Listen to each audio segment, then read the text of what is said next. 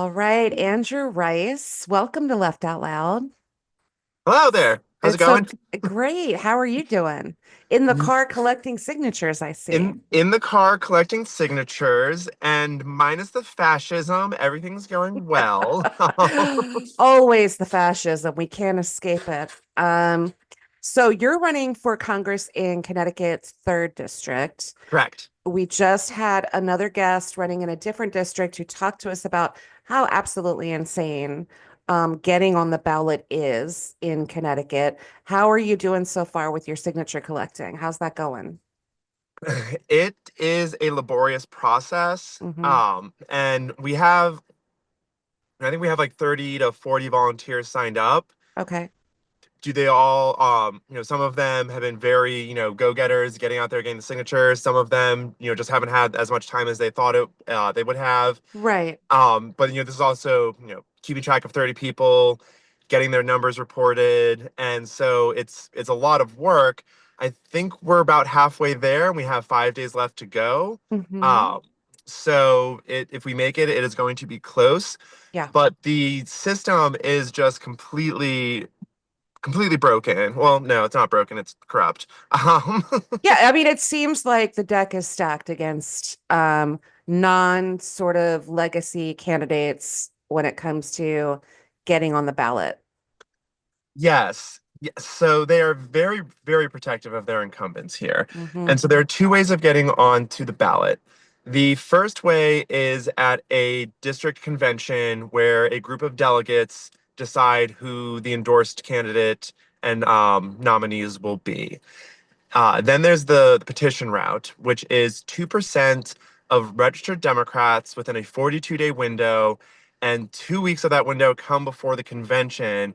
So it kind of so at the convention, you can convince delegates to put you on the ballot if you get 15% of the Hmm. delegation to put you on the ballot.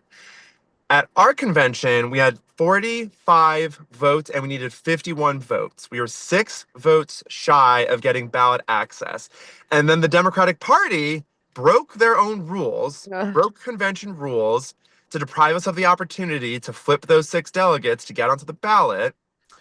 We contested the results, filed a complaint, which you can only do within the state party because Hmm. it's a private institution. And they admitted that there were procedural flaws that should have been, noticed or something, but that there was not enough proof to suggest the outcome would have been any different. And it's just like, wow, okay. Not to mention that there are rumors, and I'm tending to believe them, Hmm. that supposedly people in Rosa DeLauro's camp would call up delegates and tell them, if you go for Andrew, that funding package that you want might not come through. And it's just like, Whoa. okay, wow. So Dirty, you're dirty leveraging your tricks. constituents against a delegate because they might want not even like um well, so the whole thing is, and I'm honestly heavily thinking that I might write a book about all of this because there's It, not enough time in a it's deep. podcast. Yeah. It is deep Yeah. down to the level of, because like there are some delegates that told me that they didn't realize that if they voted for me, that Rosa wouldn't be deprived of ballot access. There were delegates that were had to get a proxy, and they were never told that they could choose their own proxy and assumed that the chair had to choose them. So a couple of my proxies, were made Rosa supporters. Uh, Hmm. there were, heavy behind the scenes pressure campaigns, not of just like, oh, these are the reasons why you should vote for, like, Rosa, these are the merits. No, like, no, no, Right. no. Well, we're not going to fund this project. You're not going to ever be a delegate again. Yeah. You're going to have issues working with the DTC, and no one's going to, work with you to help your constituents. It, the DTC is the lowest level of elected office, and I did this all in email because it's funny watching these people leave a paper trail of Hmm. stupidity. And this woman goes, That should be the name of your book. the, A paper trail of stupidity. you know what? That's actually a really good contender. Um, A paper trail of stupidity. I'm actually, I actually want to write that down. Um, paper trail of stupidity. I actually have to remember that.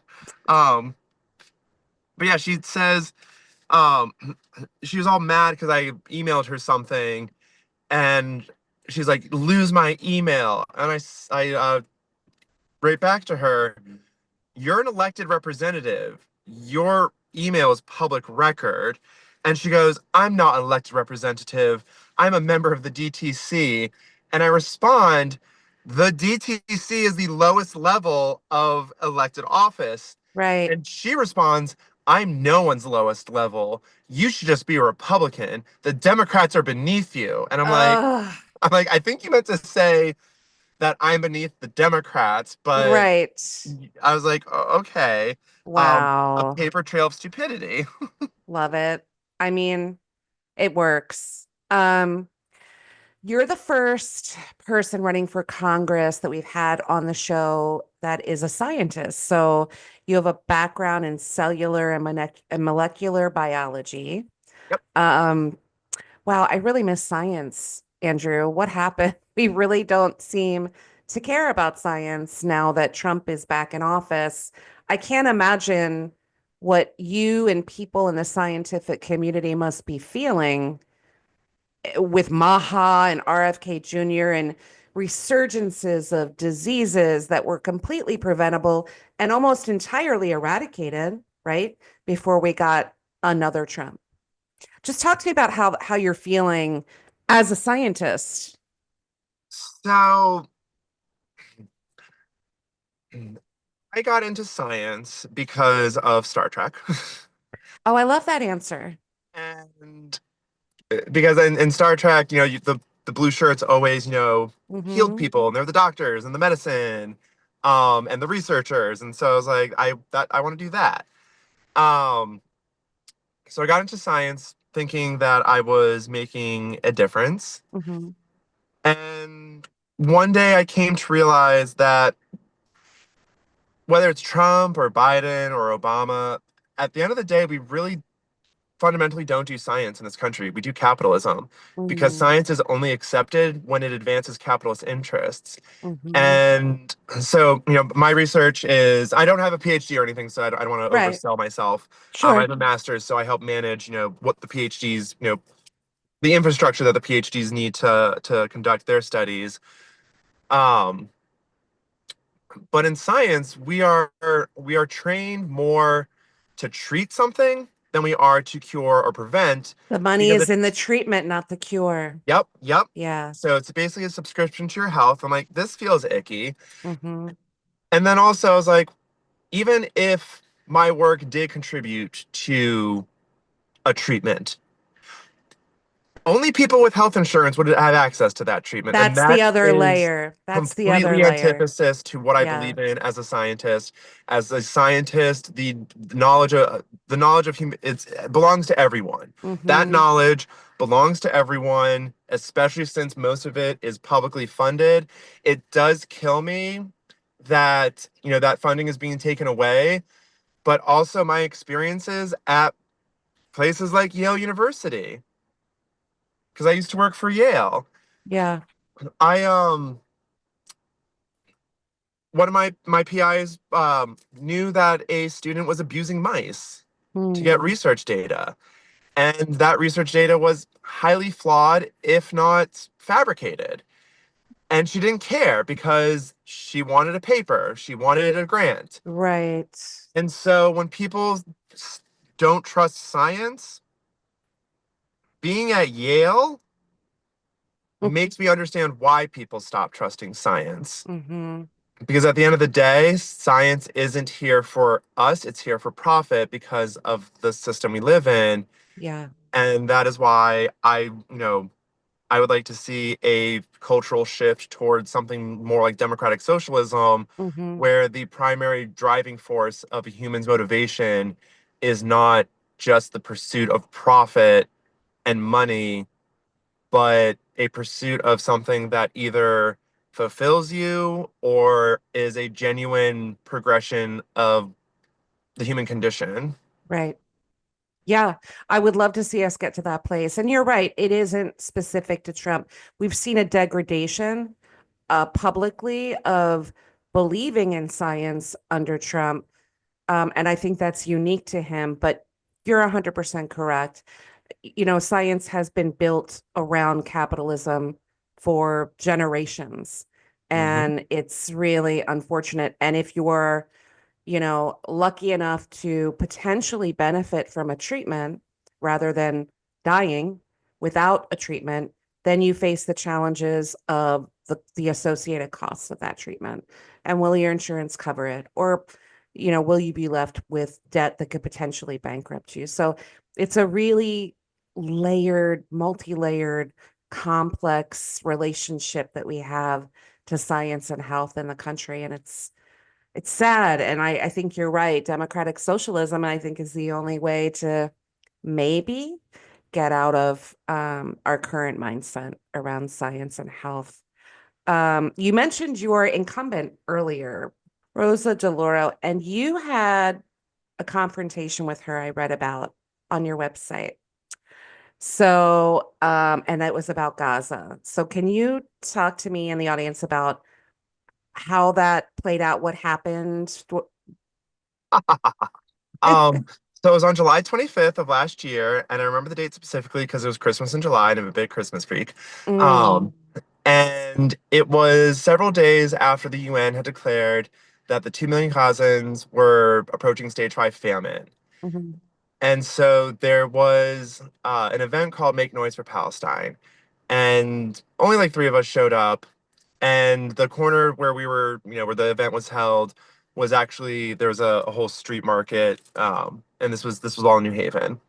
And so I have a flag, a bullhorn, and my two mhm. friends have like pots and pans. And we're going up and down the crowd, like saying to people like, "Hey, we're sorry to disturb you, but if you ever wondered what you would be doing in 1938 and 1939, you're doing it right now." Exactly. And we were trying to appeal to people's like humanity. A couple of people, were like cautiously they didn't want to be Yeah, too supportive, but like they wanted. right. Some people are like, "Fuck you," and I'm like, okay, cool, cool. And then in the corner of my eye, I see a woman with bright purple hair, and I'm like, "Is that Mm, Congresswoman Rosa DeLauro?" No fucking way, it is. And I'm just furious right now because my tax dollars are being used to pay for a genocide mhm. while the people committing that genocide have free healthcare and free education and our people don't. Right. So I don't just confront her, I accost her. I will not sugarcoat this, even though I love Mhm. sugar. Um I was like, "Rosa DeLauro, why do you keep funding a genocide? How did you give $500 million to Israel for genocide? How can you protect people like me if you won't protect innocent Palestinians?" And at one point I say, "Why can't you call this a genocide? Why can't you call this a genocide? How do you sleep with yourself at night?" And she Mhm. immediately responds with a very well, thank you. And I'm like, "Oh my God." I was like, that's quite an The answer. I mean the audacity of saying that, right? And being so flippant about something so catastrophic. That's unreal. I I wish you had film of that. I do. You do. I Oh, do. I that's do. great. That's how this all started. I put that onto social media, and then a member from the Hampton Democratic Town Committee approached me and said, would I be interested in trying to mount a challenge against her? Hmm. And at the time, I already had a really like didn't really like Rosa DeLauro from early on because in 2011 Hurricane Irene decimated the area I lived in, Hmm. and she was not around to coordinate a federal response. She was in Right. Italy vacationing, and then she was like, "Oh, I tried." She didn't come back until like 5 or 6 days after the storm passed, and I'm pretty sure she left by the time like we knew it was going to be like pretty bad. I think she Yeah. was leaving, and she's like, "Well, She I pulled deserve a she pulled a vacation." Ted Cruz. Yes, yeah, she Yeah, pulled a Ted Cruz. She got an F rating for a response, and ever since then, she always rubbed me the wrong way because I was just like that. I get, I get you want a vacation, but that's part of what it is to be a congressperson. If your people are suffering, absolutely. you're there for them. Yeah. You have to like sacrifice your personal stuff, especially in a situation like that, right? You Yes. know that there's if you know that there's dangerous storms that's going to hit your district, um, put your plans off a little bit. You can do that. Mhm. And then at one point she was saying like, "Oh, we just couldn't get a flight back to the United States." I'm like, "You're the congresswoman of the United Right. States. Like you're a One congresswoman and you're phone high up call there." and you're on a plane. Or even if you have to go into like Chicago O'Hare and then fly over to Hmm. Scranton and then drive to New Haven, you Right. do that. That's what you do for Yep. your people. Yep. Um, so that always rubbed me the wrong way. Then the whole Palestine thing. There's a quote by Ta-Nehisi Coates, and he says, "If you I might butcher it a little bit. If you can't stand against a genocide, how do we expect you to stand up for democracy?" And so Hmm. I'm like, yeah, how can you pretend like you care anything about democracy if you are going to allow our tax dollars to directly fund the weapons that are being used in a genocide that makes us all accountable? Yeah. And then I started looking into her more, and I was like, oh, she is not as progressive as people think she is. Is she part of And the Progressive Caucus? she founded the Progressive Caucus. She did. She did. But I mean, like, Wow. just because you call yourself something doesn't mean you're that. Mike Johnson calls himself straight. So, Sure. there's that. Andrew. I'm dead. Wow. Yeah, I mean, that's such a juxtaposition to be the founder of the Progressive Caucus. I didn't realize that that was Rosa. And to, be supporting what's happening in Gaza. That's wild. And unfortunately, she's not alone in that. There are other people in the caucus that are shy or quiet or, not voting in ways that are consistent with um, being, taking a strong sort of anti-genocide position in Gaza. It's a shame. Yeah. And and that is why we're probably going to lose the 2028 elections. Oh God, I hope not. I mean, and so this kind of dovetails with my next question, right? Um, we see candidates that come in with under that progressive banner, and they may end up in the progressive caucus, and then they end up moving more and more towards the center. So, you and people like you that we interview on the podcast would be considered sort of insurgent candidates. Mhm. Um, how do you avoid, let's say you get elected and you go to Congress, how do you avoid becoming the thing that you're running against? Yes. Right? Yes. This is the question that I want to say keeps me up at night, but no, I like my Hmm. sleep too much to be kept up at night. Um, it's a great question because I don't know. I Yeah. don't know what happens when people get in there and suddenly it's like, yeah, what the fuck happened? Where did all of your morals go? Hmm. And so the one thing I do try and reiterate to people is that getting elected is not the end goal. That's the beginning goal. Yeah. You have to stay engaged. You know, you have to hold me accountable. You always have Hmm. to you should always question everything I do and everything I say. And if I can't give you an answer, then I've changed and you should primary me. Right. If you cannot give an answer, no matter how uncomfortable it is, then you don't deserve to represent people.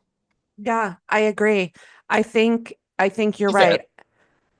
right. I think you're right. I think but getting voted in should not be the end goal. And also, as voters, seeing your person win should not be the end of your involvement with that candidate. You should be this show, people always ask, like, what are you going to do after the midterms? We're going to follow everybody that got elected in the midterm cycle.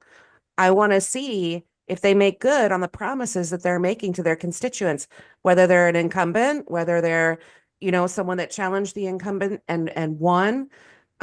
This is the problem. We've gotten so lazy when it comes to the sort of participatory side of politics.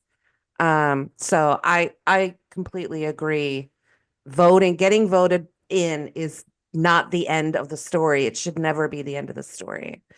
Um, And then okay. and then the Yeah. other thing is follow the money.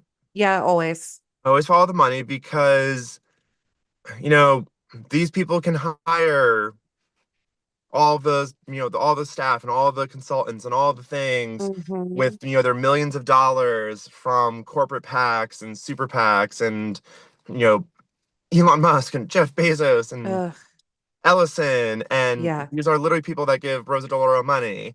Um, and she thinks she's progressive. How is Uh, that even possible? That is wild. so I didn't even know myself. I just knew that she wasn't there during Irene and that she sucked Hmm. on Palestine. And then when someone said, "Would you challenge her?" I was like, I mean, I Palestine is a huge issue for me, but it's not everyone's issue. I understand it's not everyone's Hmm. issue because, I mean, for me, it's almost like it's kind of a privilege that I can have, such a focus on Palestine because I had healthcare and I had Yeah. housing. Well, I have housing still. I Yeah. have Cobra. I quit my job to do this. That was a fun choice. Oh, Um, wow. I just exhausted all my life savings and I just removed money from my 401k. And saying both of those statements in itself is a huge amount of privilege. Exactly. Um, This should be publicly funded. We say that it, every week almost on the show, right? yes, we need, yes, public funded elections. Um, and I mean, also, the biggest expense for me right now is maintaining my health insurance through Cobra Mhm.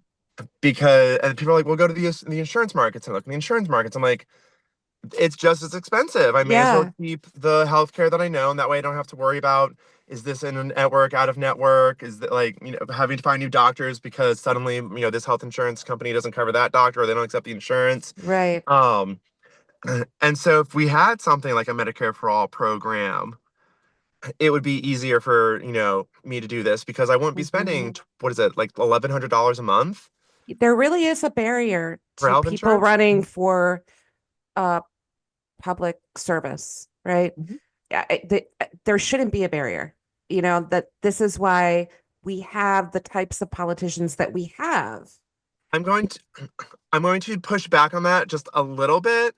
Hmm. There should be okay, and in science there's something called activation energy. And it's the amount of energy you need for a reaction to occur Hmm. before it like You get a before you response. get the response and before you get the full energy release from that reaction.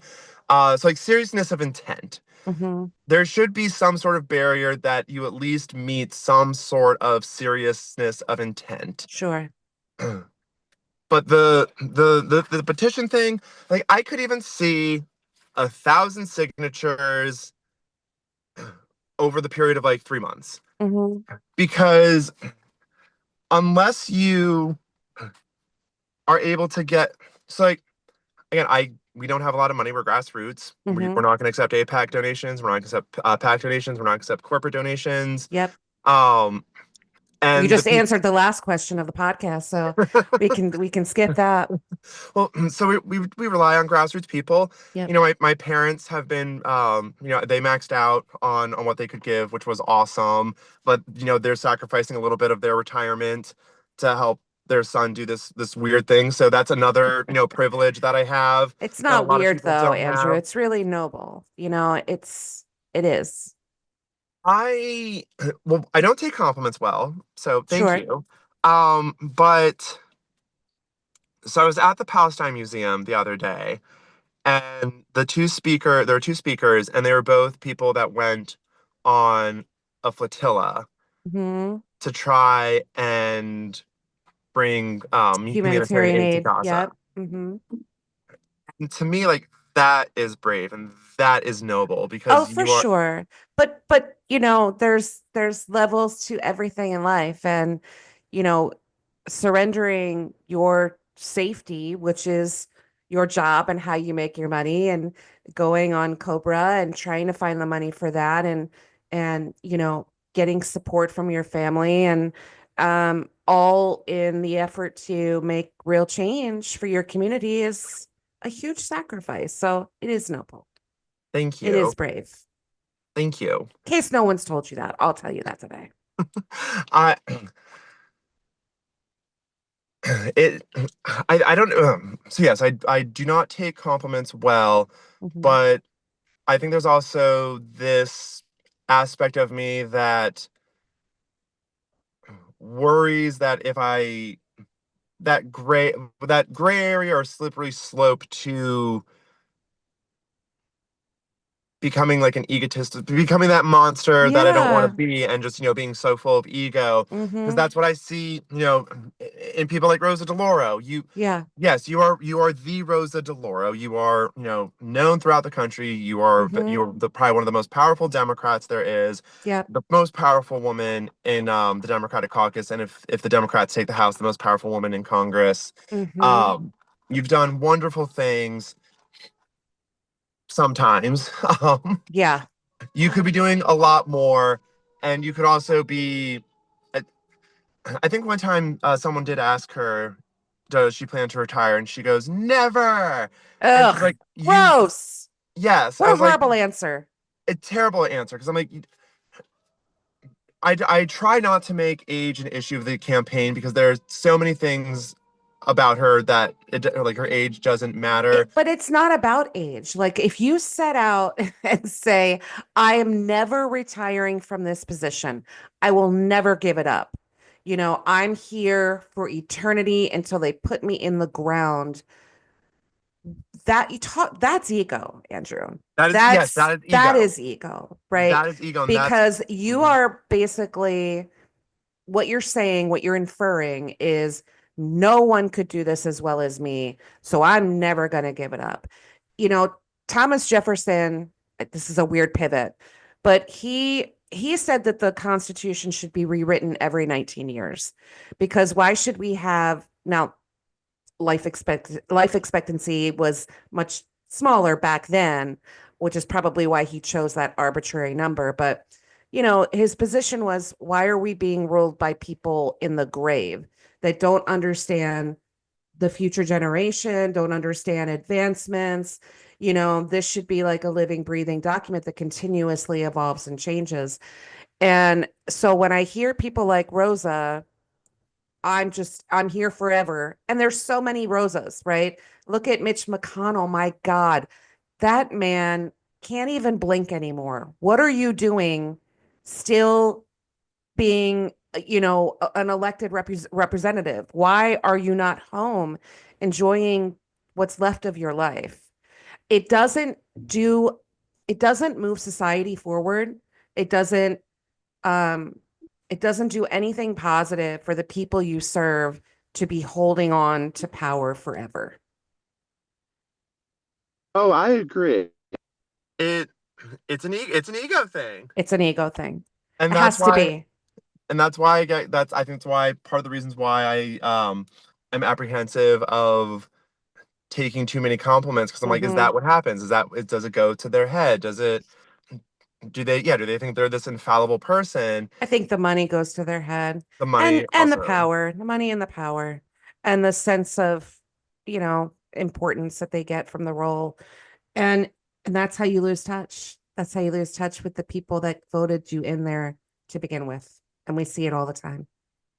And then apparently she bullies people Ugh. into, making sure that they don't let a newcomer onto the, if Democrats fought this hard against Trump as they do I against the against left, themselves. It's crazy.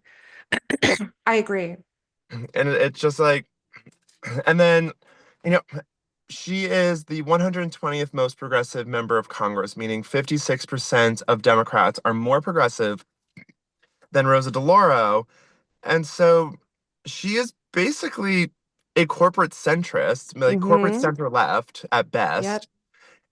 And look at what we just saw from the centrists in New Jersey and in Virginia. Mickey Sherrill, with the whole ICE debacle, Oh, terrible. and condemning the protesters for not wanting a concentration camp in their backyard. Yeah. How dare they? Yeah. And then Abigail Spanberger, everyone was cheering her on because she was doing the redistricting battle, and then the Virginia Supreme Court was like, "Nah, that ain't gonna work," and she's like, "I give Mm-hmm. up," and she's like, I Okay." know.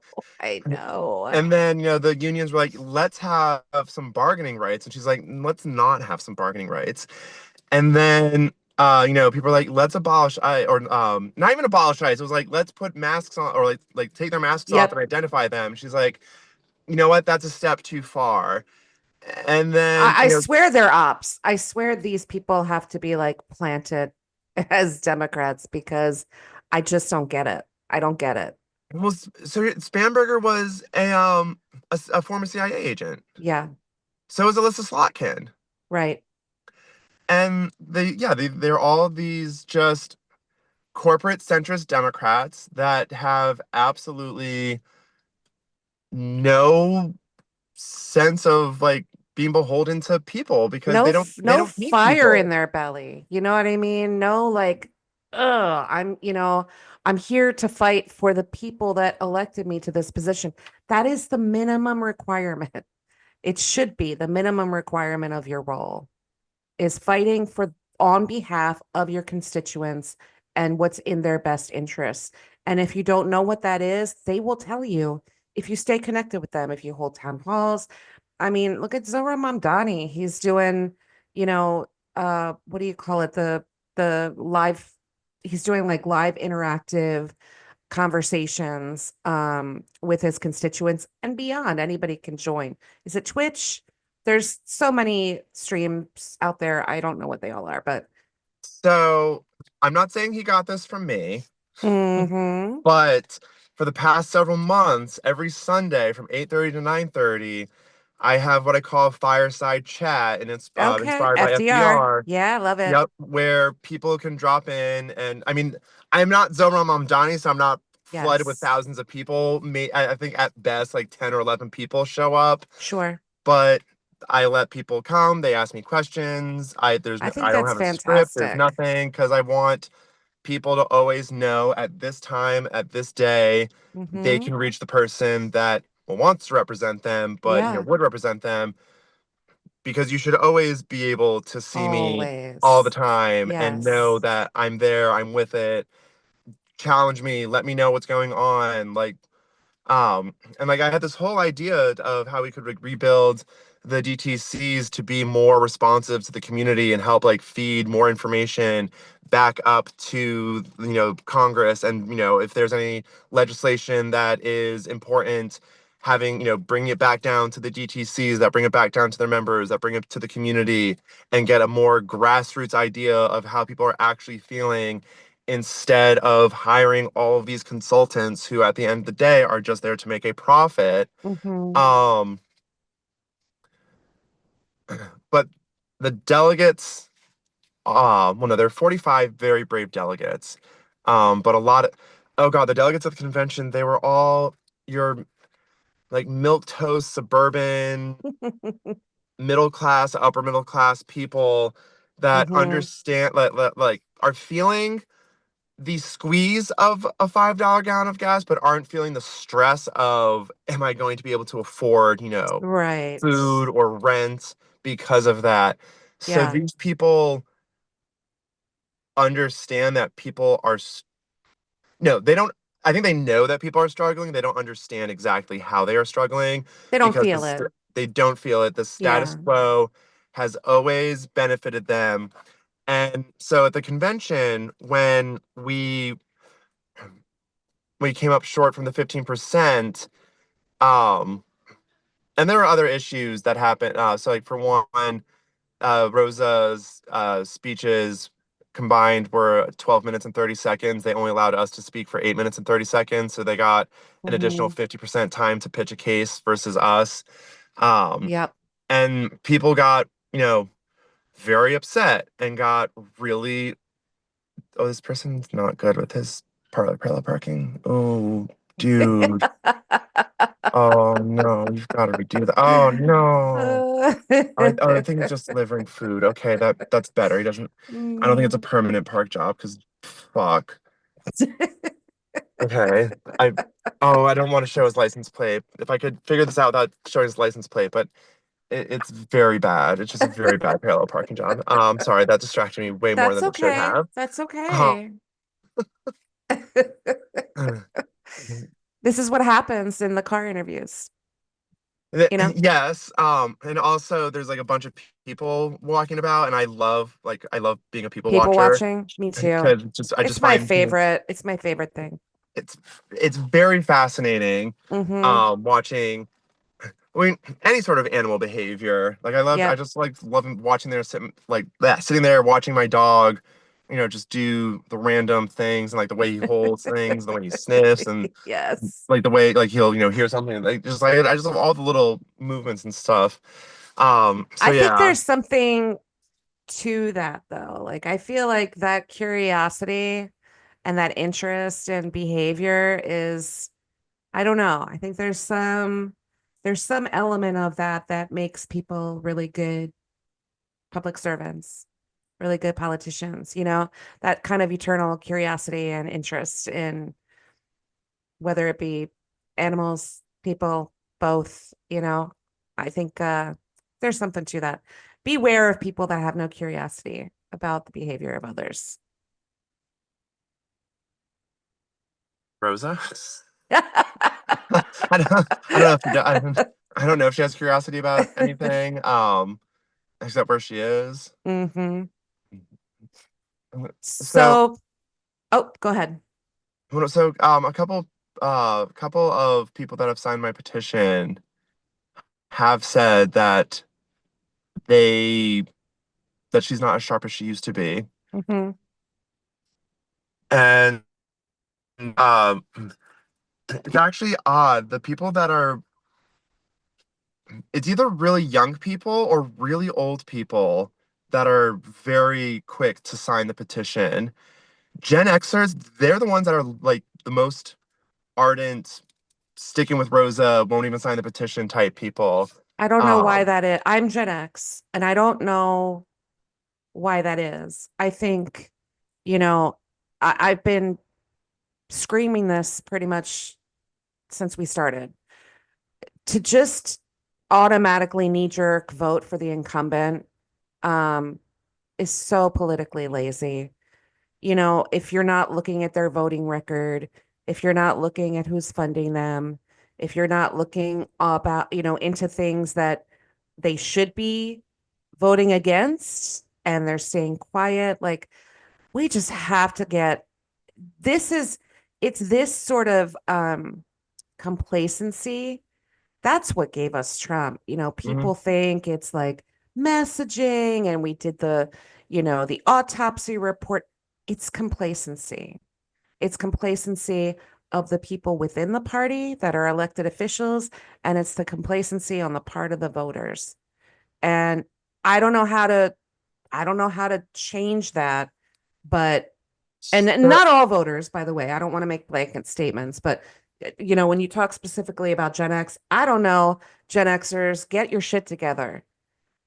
I don't understand the Gen Xers, but the petition process has made me so angry with the Democratic Party because so many people just can't like they're just like no, I can't deal with Democrats anymore, right? Yeah. So today I told someone about what happened at convention, hmm and his immediate response was, "This is why I had to unregister as a Democrat Yeah. and register unaffiliated." And so there's a twofold to all of this about the voter, hmm because and voters, volunteers, sometimes I get stressed, and that stress can sometimes border upset, anger, Yep. that people, yeah, that voters aren't more engaged or that volunteers aren't as committed. And then I realized that I am doing what the system wants me to do, blame the individuals. Mm-hmm. And it's just like, no, these people in this system, we are beaten down, we are tired, we are Yeah. stressed, we are overstimulated, we are malnourished, we have terrible sleep patterns because we always have to be working and working and working. And if you're resting, you're not being productive. And if you're Yep. not being productive, you're not earning your rent and your groceries. And then, there's climate change and the seas are going to flood us and Yeah. the coral reefs are dying and the Right. air you can't breathe and the smog from the forest fires and the heat and the all of these things just wear down on people. And so I get it. Yeah. And I then do for me, too. I do too. But here's the thing. There are people living in countries that have democracies, um, that have far worse problems, especially economically, right, than we do here, and yet are seem to be more politically active. I think you're right. I think we are inundated with just doom and gloom all the time. And, this administration just sort of puts a magnifying glass on all of that. Um, but I also think it's political exhaustion. I think we have a huge problem with political exhaustion in the country. So, maybe we should wrap up there. So when you're out there, you're getting signatures, you're trying to get on this ballot. I'm sure you're encountering people like you just mentioned. Well, that's why I had to leave the Democratic Party. People that are just politically exhausted. Um, how, what would you say to those people that are just like, it doesn't matter, nothing's going to change. I'm so tired. I've been ground down by this system for so long. Like, what makes you, Andrew, unique?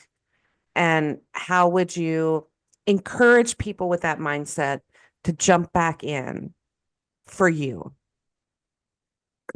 well, I mean, the first thing that I say when someone says that I'm not a registered Democrat or I'm unaffiliated or that they've checked out, I immediately respond with, I don't blame you Mm-hmm. because it's true. As far as I think you're asking like what sets me apart, what Mm-hmm. gives people confidence that I'm if you're not willing to risk something or sacrifice something, nothing changes. Yeah. And so I think that was to me that was part of why I quit my job Mm-hmm. because if I'm not willing to risk something, if I'm not willing to sacrifice something, why should anyone trust me? Mm-hmm. Now, if I fail in this endeavor, which I'm more likely to than not, Right.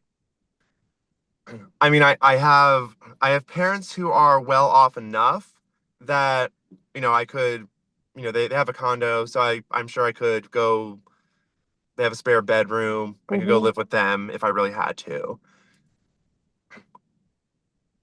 But I do risk losing everything that I've built for myself Mm-hmm.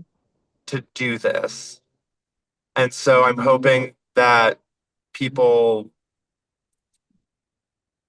sorry, motorcycles. I'm Okay. hoping Can't stand people that noise. see that and are reassured that yes, there's a term called burning the boat, Mm-hmm. and a lot of people have respected that I'm willing to do that because I want people to have health care and end a genocide. Yeah. I mean, there's a lot to respect. And I know you don't take compliments well, but I just want to end it by saying that I think the sacrifice you're making is remarkable and really admirable. And, for people that will see this or hear this, put yourself in that position. What are you willing to sacrifice? What are to you? to make a real difference in our country. That is so. Yes, that is what I do try and ask people. What are you willing to risk? What are you willing to sacrifice? Yeah. Are you willing to sacrifice a few nights, a weekend, Hmm. especially with the petition period ending on Tuesday? It is still a huge task. I can't do it by myself, and so tomorrow I will reach out to people and say, hey, if you believe in this campaign, Yeah. if you believe that I can be a force for good, if you believe that I'm someone that will remain true to who I am, and you believe that I could be a force for good in Congress, then I need a lot of people to sacrifice a weekend, Right. get out there. It's awkward AF Sure. going up to a person again saying like, "Hey, this is Yeah. crazy. We just met. What is your Yeah. registration information?" Oh. Um, and and yeah, and fight to push back against the system because it is corrupt. It is It is. designed Yeah. to ensure that there is no diversity of opinion, that there is no challenging to the status quo, that there is order, and even MLK said that the think like I'm gonna butcher this one again, It's okay. but the greatest threat to progress isn't the KKK member, it's the moderate white liberal Yeah. who will maintain order instead of sitting like with being uncomfortable with justice. Right. And that is exactly what we experienced the other day or a couple weeks ago at convention is people got very upset when we were kept off the ballot. Hmm. I didn't realize people said some of the things that they said, but a lot of delegates were like, "Oh, we could never support someone like Andrew. Listen to what his very angry supporters said because they are living in a world that is burning while Yeah. all of you have all your material needs met, and we are once again deprived of a choice of someone that had anything close to say as to what they wanted to see for their future." Hmm. And they're also upset because the person who's currently in office has supported genocide, has supported ICE, has deprived people of healthcare, has Yeah. deprived people of education, and that all of that is less offensive to you than someone saying a naughty word. Hmm. Go take your clutched pearls back to your ivory tower I and let the agree. people have a choice. I agree. I agree. And let's end it there. Andrew, this has really been a delight. I appreciate Likewise. you taking the time from your car after a long day of gathering signatures. You're just so kind and empathic, and it radiates from you. And again, I know you don't take compliments well, but you're just a great guy. And I really enjoyed talking to you. Likewise. This was a lot of fun. Thank you. I really appreciate it. Um, Yeah. and then the one thing though I do like to say on these podcasts is beyond party and platform and policy, there are two things that I like to encourage people to remember. In a society that is designed to make us question ourselves and hate ourselves, the most radical thing you can do is self-love Hmm. and love the neighbor. Hmm. So self-love and love your neighbor. And then the second thing is fascism is exhausting. Fascism is supposed to it tries to instill us with fear. And so every day we fight, we can't just be fighting against something, we have to be fighting for something. And the thing to fight for is joy and fun. So Yeah. I say that fun fights fascism. So Absolutely. self-love, fun fights Joy fascism. joy is an act of resistance. Mhm. Absolutely. We Love got to that. remember that. If we're gonna survive this battle, we have to remember those two things. Yeah, Self-love, fun fights fascism. absolutely. Thank you, Andrew. Best of luck to you. Stay in touch. Let us know how things are going. I hope to see you on Absolutely. that ballot.